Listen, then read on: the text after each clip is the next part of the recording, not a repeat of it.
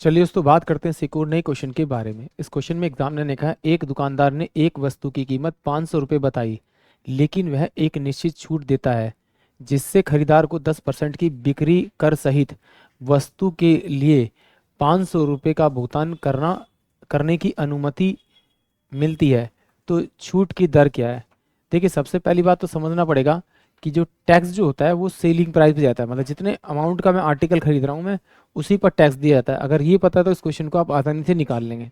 चलिए आइए सॉल्व करते हैं। देखिए, एग्जामिनर ने कहा कि भाई जो आर्टिकल की कीमत है वो कितनी है, 500 रुपये, यानी कि इसने दिया मार्क प्राइस आपको 500 रुपये, 500 रुपये। और वो कह रहा है कि इसको बेच रहा है कितने में, आपका वो 500 रुपये में बेच रहा है आफ्टर टैक्स, टैक्स सहित वो 500 रुपये बेच रहा है। तो अगर बिना टैक्स के बेचता तो उसे कितने बेचता, 100 अपॉन में कितने परसेंट टैक्स है, 100 अपॉन में अगर मैं इसे 110 करूं तो ये मेरे पास में एक्चुअली में इसका सेलिंग प्राइस आएगा जितने में वो बेच रहा था इस आर्टिकल को। तो अगर इसको सोल्व करूंगा तो ये मेरे पास में कितना, 5000, इसको इधर मल्टीप्लाई करूंगा तो 5500, यानी यदि उसका अगर 5500 उसका आर्टिकल की कीमत थी यानी मार्क प्राइस था तो वो बेच कितने में रहता है इसे, आपका 5000 रुपये में।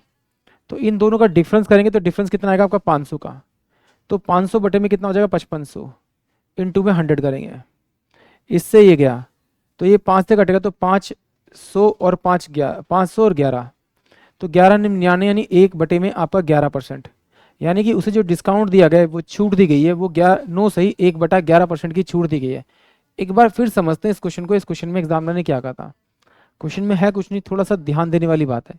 वो कह रहा है कि उसके पास एक आर्टिकल था जिसका मार्क प्राइस 500 रुपये था और वो उसे 500 रुपये में ही बेच रहा था, बट ये 500 रुपये में जब बेच रहा था उसे टैक्स पे करने के बाद बेच रहा था।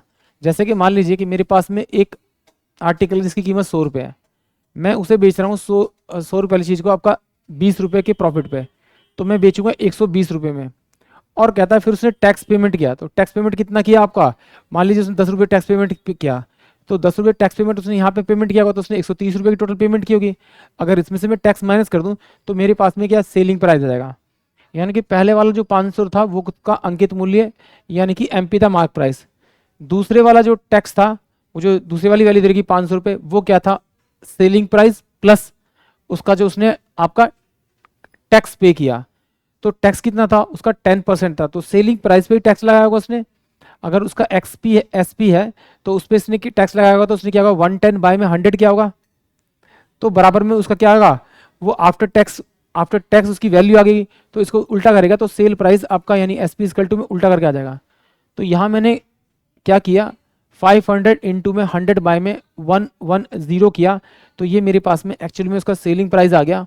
यानी कि जब मैं इसको सोल्व किया तो मेरे पास कितना है 5000 बटे में 11, तो 11 से इधर मल्टीप्लाई किया तो 5500 हो गया, यानी 5500 उसका मार्क प्राइस था, बट वो बेच कितने में रहा है उसको आपको 5000 में। तो इसके बीच का जो डिफरेंस होगा वो छूट होगा, वो छूट कितनी आई मेरी 9 सही 1/11% की। और अगर इस तरह से नहीं करना कि भाई नहीं कॉम्प्लिकेटेड पड़ रहा है सर नहीं करना इस तरह से, तो फिर आइए फिर उस तरह से बेसिक से करते हैं। मान लेते हैं कि भाई जो मेरे पास में आपका उसका एमपी था मार्क प्राइस था 500 रुपये था और वो छूट दे रहा है कितने की 1% की छूट दे रहा है, तो ठीक है तो कितने परसेंट छूट दे रहा है x% की छूट दे रहा है, तो 1 माइनस का x बाय में 100 इनटू में ये बराबर वैल्यू कब होगी, इसकी वैल्यू बराबर किसकी होगी आपकी, किसके बराबर होगी 500 की, कब होगी जब इस पर टैक्स पे करेगा। तो ये भी मेरे पास क्या है अब सेलिंग प्राइस हो गया और सेलिंग प्राइस पे टैक्स परसेंट दे रहा है कितना 10% का, तो यानी कि इसका 10% निकाल इसमें जोड़ेंगे या फिर इसका 110 बटे में आपका 100 कर देंगे, तो ये मेरे पास में क्या आ जाएगी टैक्स के बाद की वैल्यू आ जाएगी, यानी कि दोनों वैल्यू बराबर हो जाएगी। इस 500 से ये 500 चल जाएगा, इस 10 से 10 चल जाएगा, तो 1 माइनस का x बाय में 100 बराबर में कितना हो जाएगा, ये इधर जाएगा तो 10 बटे में आपका कितना हो जाएगा 11 आ जाएगा।